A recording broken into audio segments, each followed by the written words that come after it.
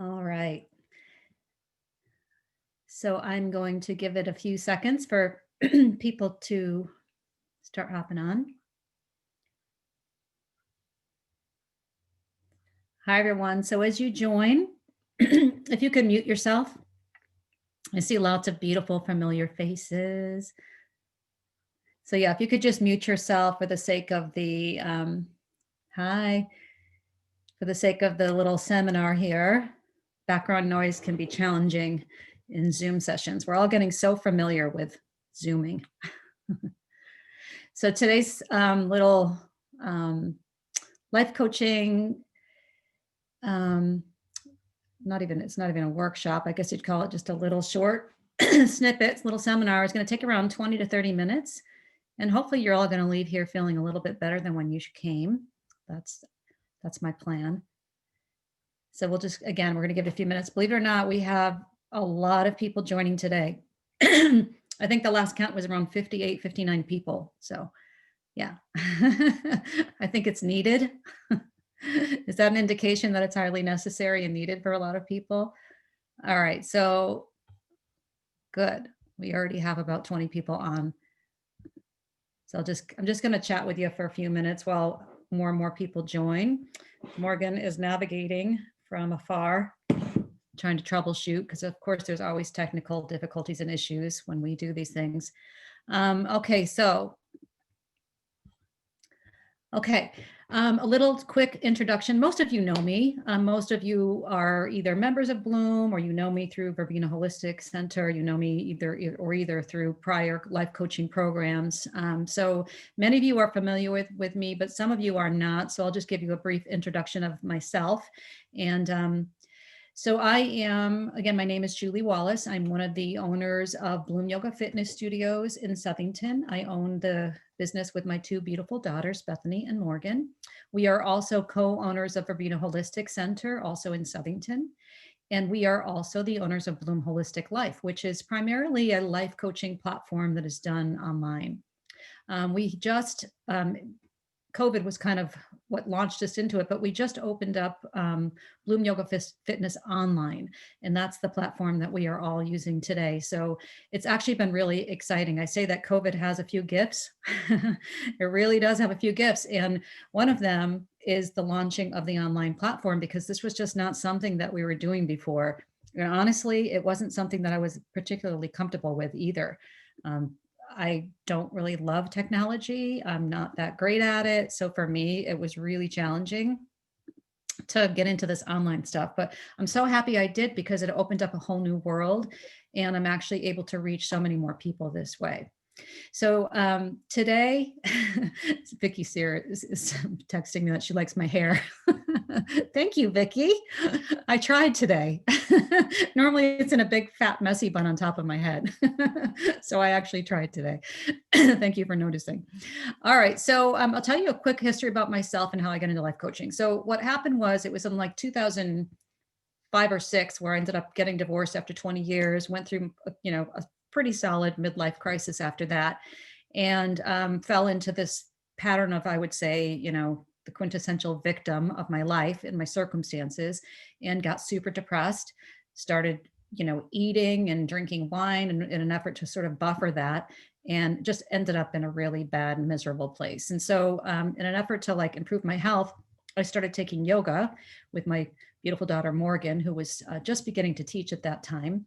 And she got me into yoga. And then simultaneously, Bethany was studying at the University of Colorado at Boulder as a dancer, but also kind of, delving into the yoga world. So they sort of dragged me into it.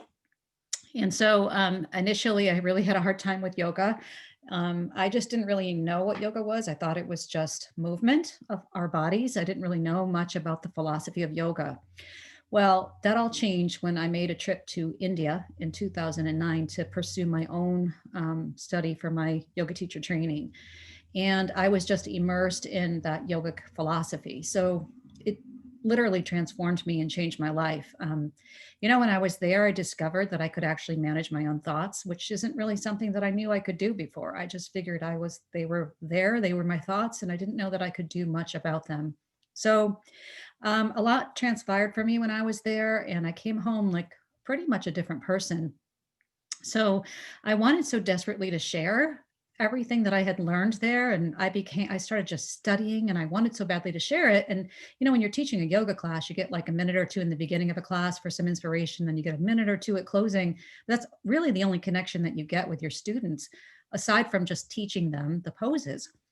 So I decided to find a platform that I could reach more people with, and I discovered life coaching. And it really wasn't a perfect platform, but it was a good platform for me to use. So I took what I learned in my life coaching trainings and I blended it with all of the yogic philosophy that I had acquired when I was in India. And I took that and I coupled it with a whole bunch of other philosophy that I was learning. I was studying everything I could literally get my hands on. To this day, for the past 10 years, I have read hundreds and hundreds of books. I'm constantly on YouTube watching videos. I'm just always investigating because I have this burning desire to really know more about myself.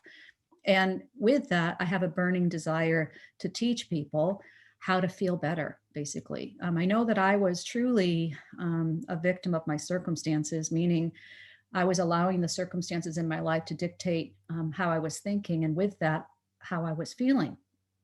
Because we know what we think about creates feelings in us, right? So I was having to navigate that, and I didn't have a lot of resources at the time. So this stuff really lights me up.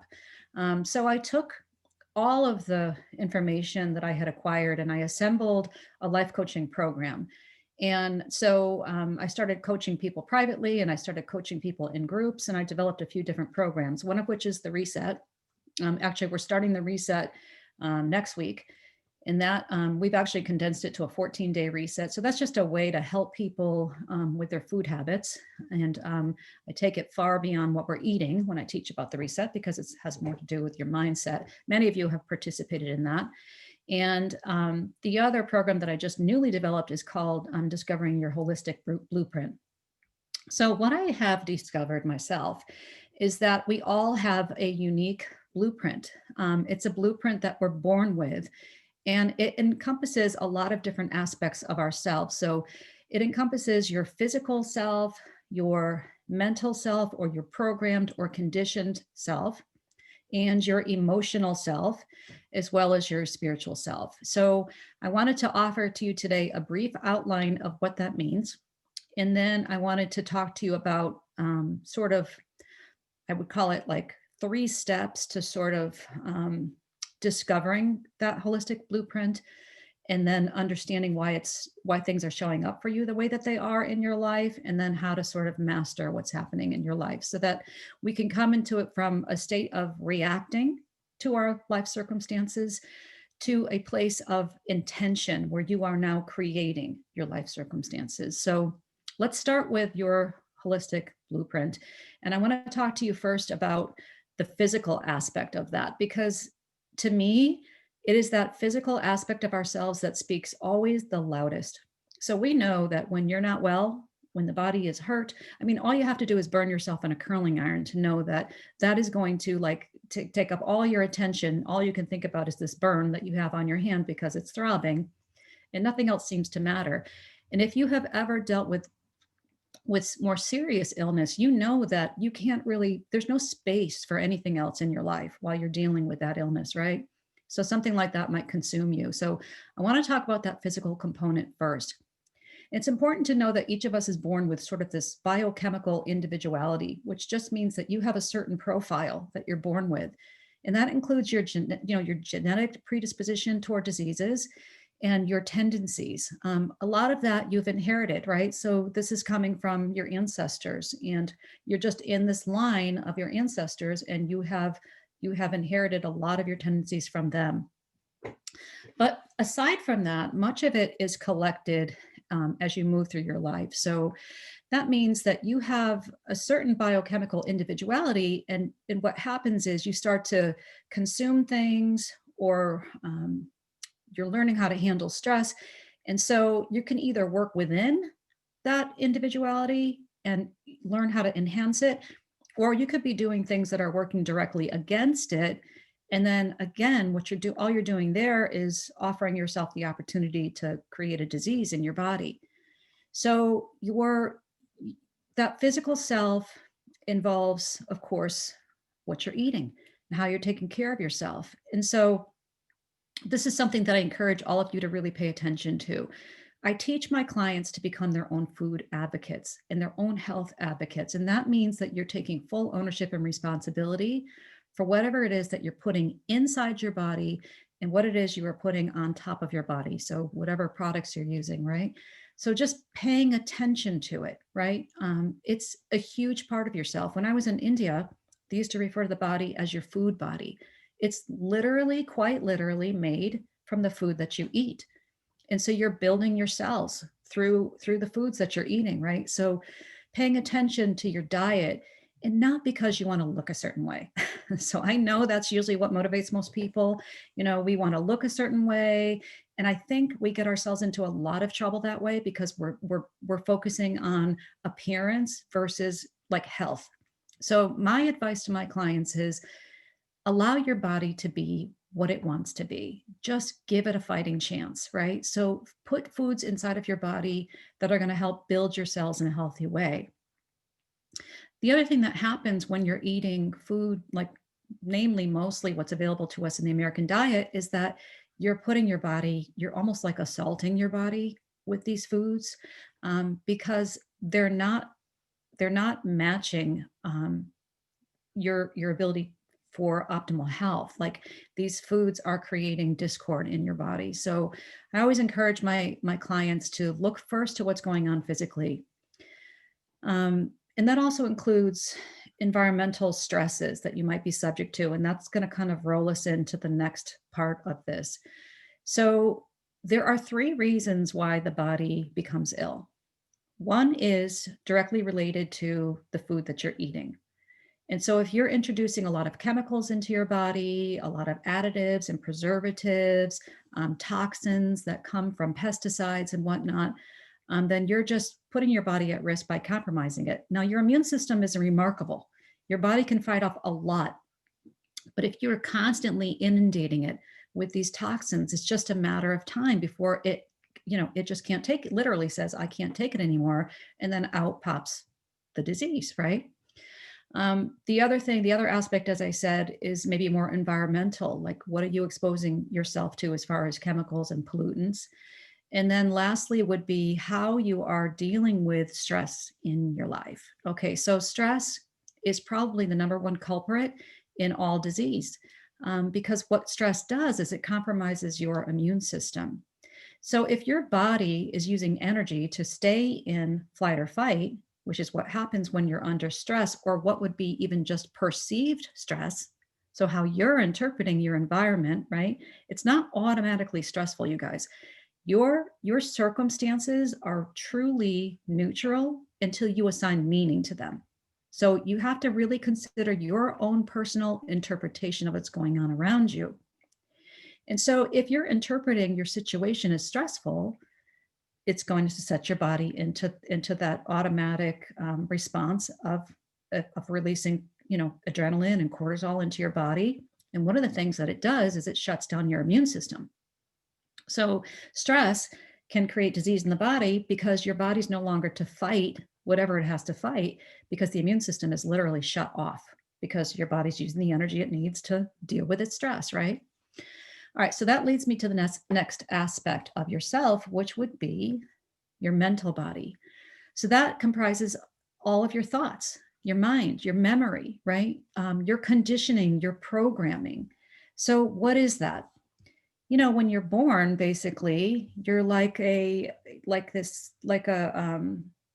I would say like a blank slate to a certain degree. I'm going to get into that in a minute. You start recording information as a little child. You start observing your environment. You start imprinting and mimicking whoever it is that's raising you, right? So you're acquiring information constantly from your environment. And so every single belief that you have, everything that you think is true for you, everything that you believe to be true isn't necessarily true. It just means that you've never questioned it, right? You just believe it to be true because you've always believed it to be true. So about 95% of how you're operating in the world relies on this archive of data, this information that is being stored in your unconscious brain. So imagine that 95% of the time, the way that you are responding to life is not even conscious. It's largely unconscious. And so that way, we're living in this perpetual state of just reacting to our environment. And so, honestly, humanity has been stuck for about 2,000 years. We have been stuck in this mode of survival, which means that we are heavily reliant on that reptilian brain or that old back brain or that unconscious brain. We're not really using we're not really using prefrontal cortex, which is your analytical brain. We're mostly relying on just data that's been acquired throughout your life. And unfortunately, most of that data is centered around just surviving. That's all it is. So, you might have something unfolding in your current day situation, and let's just all call it 2020 has been challenging for most people. We're being, it's just like this onslaught. It's just one thing after another that's being presented to us. So when something is unfolding in your everyday life, a circumstance is unfolding for you, your brain has no choice but to go into the archive of information in order to determine how to interpret what's going on, right? It has no choice. It's like asking a computer to do something that it's never been programmed to do. I mean, you could slam down the keys and you could yell at your computer and you could throw it across the room, but it's just not going to do something if it doesn't have the right program, right? Your brain is the same way. You're limited by the beliefs that you hold there. And if you don't start adding in new information and new beliefs and then using and practicing those new beliefs, things just simply are not going to change for you. All right, so that has a direct correlation to the next aspect of yourself, which is your emotional body or your emotional self. Because your thoughts create chemistry in your body that are called neuropeptides that create a very particular recipe that create emotions in your body. So, emotions aren't just random, they feel very different. We know we can discern which emotion feels, what anger feels like from jealousy and what jealousy feels like from joy and what peace feels like. I mean, they all feel very, very different to us, right? So where are they coming from? Where are these emotions coming from? They're quite literally harvested from your thoughts.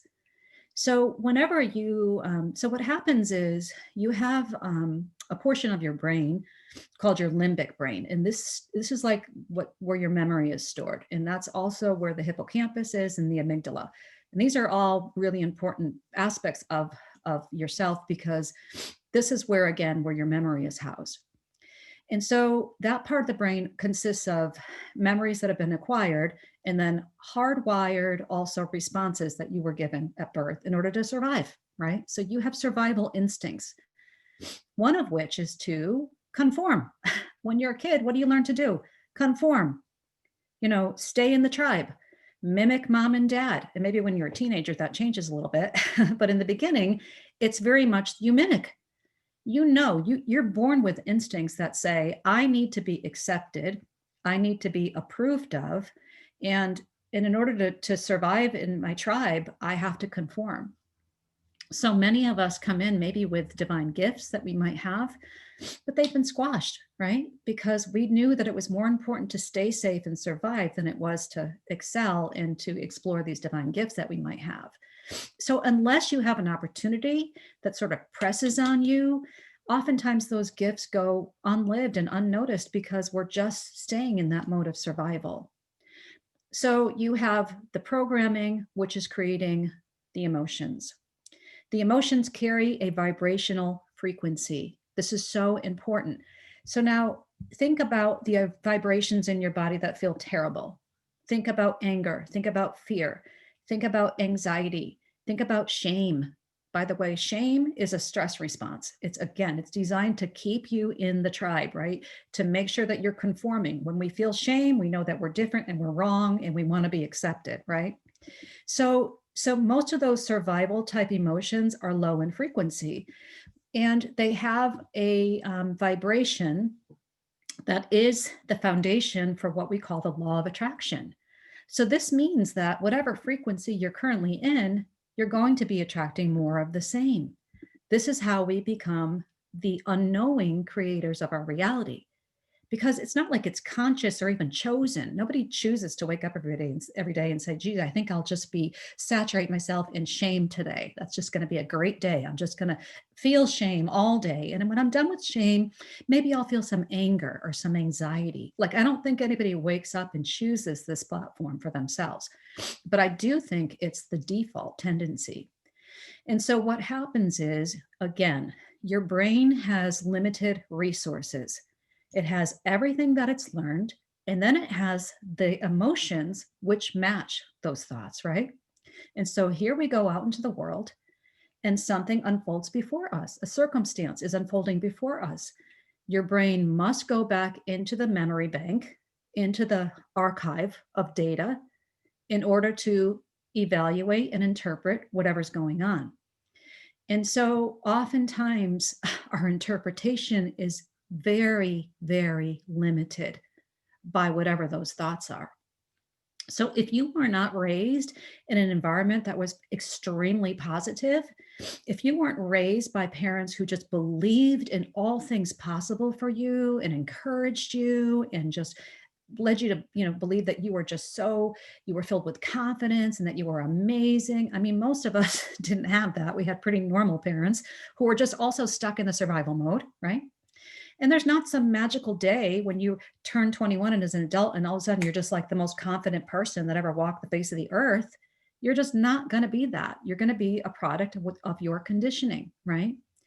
And so what happens is we get really challenging circumstances that come around, like what's been presented for us in 2020. So I know for us, as business owners, what do you think the first state of reaction was for us? Fear. Basically the government is telling me that we have to close our business. This is not only my livelihood, this is the livelihood of my two daughters who I love more than anything. And I'm thinking, oh my God, how is this going to impact us? The girls and I had to sit down literally 1 week after COVID, or 2 weeks, when it looked like clearly this wasn't going away anytime soon. And we had to make a decision. We had to set an intention. We made a decision that we weren't going to worry about the money. We were going to put it out there into the quantum field of possibility that anything was possible for us, and that whatever gifts were coming. They were going to come our way, and we would be sustained no matter what. And we kind of made a vow to each other that that's how we were going to move. We decided to just create the platform, the community page on Facebook, because that really made us feel good. And I got to tell you, donations started rolling in. People came out of the woodwork to help us. The government allowed PPP, whatnot. I don't know how it happened, but we're totally fine. We've been fine. Actually, we're thriving. We feel better than ever. We feel more optimistic than ever, because the first instinct was to move to fear. And we simply said, no, we're not moving into that state of fear. We're just not going to accept that.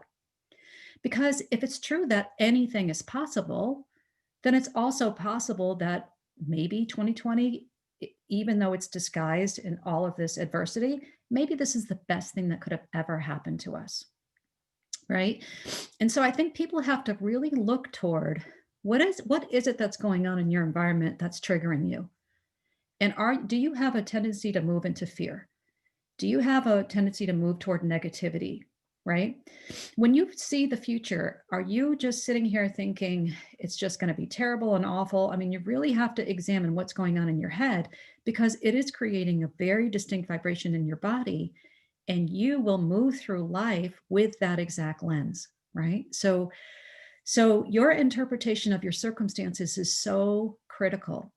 And you have to know something. We've been taught that being uncomfortable is bad. We've been taught that when things get uncomfortable, that it's bad. I now look at my discomfort as a great opportunity, as a catalyst for my growth, because if I'm uncomfortable, it means I'm going to move. It means I'm going to change, right?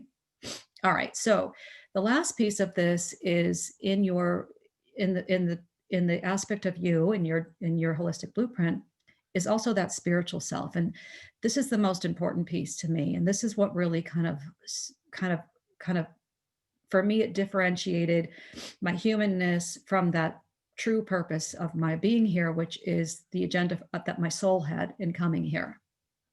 It's going to be hard for me to talk about this without getting spiritual, because it's a spiritual aspect. So I do believe that we're souls who come with an agenda, and we are aligned with our exact circumstances that are there to help us to grow and evolve. And oftentimes the circumstances that are presented are ones that are in direct contrast to whatever it is that we want to feel. So when you're being made to feel really, really, really uncomfortable, it's to get you to move, right? I know for me that the times in my life that I was so uncomfortable, that was the greatest catalyst for me to change. I could measure the amount of adversity I experienced by the measure of growth that I experienced from that situation, right? So the harder and more challenging it was, the more potential I had to grow in that situation. I think what happens to us is this. There are 3 levels of consciousness. One is victim consciousness. This is the belief that you really can't control how you're feeling, right? You just are a victim to your circumstances. Now, this is not to say, it's not to say that being a victim is bad, or it's not to say that we're now condoning behavior or events or people who have hurt us. We're not condoning any of that. But if we stay in that state of being a victim to our circumstances, it means that we are literally the puppet and the circumstances are the puppeteer, right? So we're being controlled by our circumstances. I was in that state of victim consciousness for quite a while. So when I got divorced, I just blamed everything on that divorce, feeling helpless, that my circumstances were out of my control and there was nothing I could do. And I was just a victim to that. And I kept singing the song of that victimhood. That's what I just kept doing. I kept talking about it. Anybody who would listen, I would just sell that story, to listen to my terrible story, right? One day I woke up and I thought, if I was writing a script for my life, I'm going to end up alone. Like I'm going to end up alone and diseased, or God knows what's going to happen if I keep selling this story. And do I really want to be the victim of my story, or do I want to be the heroine of my story? I chose to be the heroine of my story. But I had to start to write that story. That story wasn't in my default archive of data and information from my childhood. I had to create that story for myself. And I started to have to look for evidence that supported that it was true for me. If nothing else, I had to say, it's possible that I could overcome. It's possible that I can succeed. It's possible that I could grow a beautiful business. And I'm here to say it all worked, right? It happened. And it happened because I started to awaken and I moved out of victim consciousness. The next thing that happens is learner consciousness. That's when you start really studying. And when you're in that state of consciousness, you're no longer a victim. Now you start to ask the question, why is this happening? Why is this happening? And what part am I playing in it? What responsibility do I have? Meaning, I can control my thoughts, which means I can control my emotions. So, how am I interpreting things? How am I interpreting things? So, it's interesting. Just think about everything that you think you know right now. And then I beg you to question it, right? Question it. Every single belief that you have, just question it and ask yourself, is this really, really, really true? And do I know for a fact that this is true? And is it serving me? Is this belief, is this thought serving me?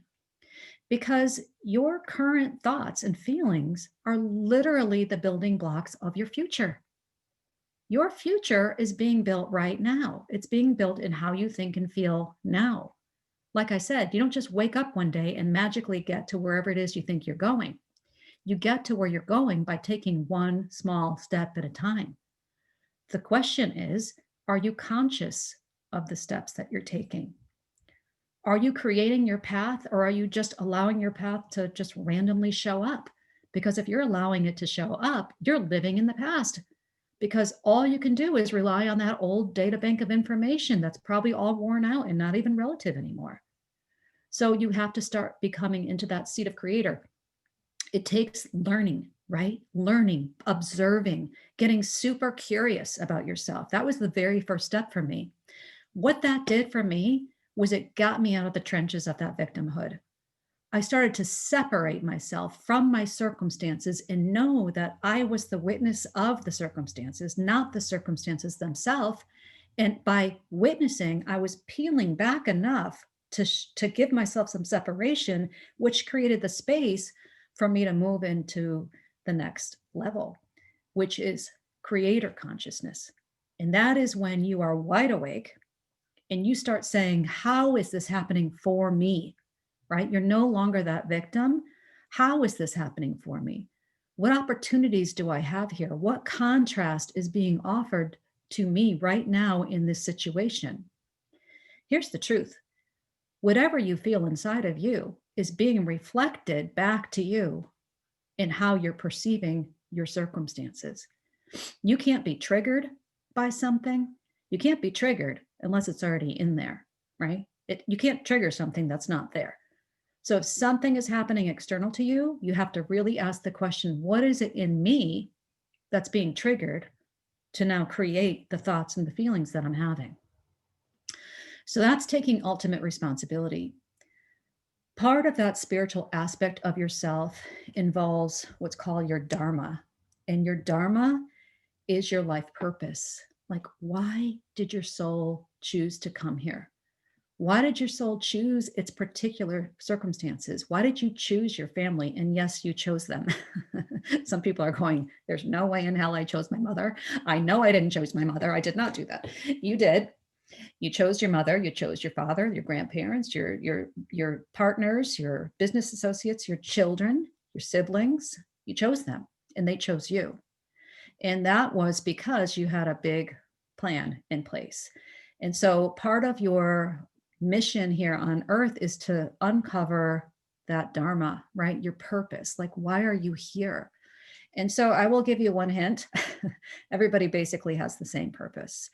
Your purpose is to evolve your own consciousness out of victim consciousness and into creator consciousness so that you can realign with that divine plan. And that involves really taking ownership for how you think and how you feel and changing your own consciousness. Because when each one of us decides to change our own individual consciousness, that is the energy and the frequency that is released out into the world. And that is how we heal human consciousness. We can't keep looking to the outside and insisting that this one change and that one change and this situation changes. You have to look literally in the mirror and ask yourself, how can I change? All right. So that's what I have for you today. I do have to tell you that we have a couple of amazing programs coming up on the online platform. One is the full series, Discovering Your Holistic Blueprint. It's a 4-part series. Each session is an hour long. We're going to meet on Tuesday nights via Zoom. And I will be getting much more deeply into each one of those aspects and then giving you tools so that you can start to create the life that you truly deserve. And then the other program that we have coming up is the 14-day reset. So if you're really interested in that physical aspect, that is a great community to be a part of because I'm going to walk you right through how to reclaim your health, which is so important right now. I think that's it. I'm not going to take any questions because we have so many people here today, but I hope that I was able to offer you a little bit of guidance today and a little bit of inspiration, and that you're better equipped to move forward and hopefully make some positive changes. As I said, I know 2020 has left us with a lot to deal with. A lot of people are having a lot of trouble navigating it. I personally believe that we have been collectively given an opportunity. I think that as souls that have chosen to come to Earth during this time period, we're not here randomly or by mistake. And so I feel like we each do have something to offer. But it's time to wake up. It's time to wake up. It's time to move out of that survival place that we've been in, that old reptilian brain. We're not there anymore. It's not necessary to live in that state anymore. It's time to come away from victim consciousness. And it's really time to learn into this place of self-discovery so that we can elevate even higher to creator consciousness. And that is my hope for each one of you, that truly is what happens. And I hope you've been inspired today. to move in that direction. So I love you all very much. And I will say to you, please take good care of yourselves, take good care of each other. And I really hope that I get to see you in the Holistic Blueprint. We start next Tuesday, by the way. So if you choose to do that, it's Tuesday nights, 6:30, I believe, to 7:30, just an hour. If you miss it, it's not a big deal because it's all going to be recorded and you're going to be getting some PDF supports on top of that, some worksheets. All right. All right, you guys, I will see you next time here and we will talk to you soon. Bye-bye.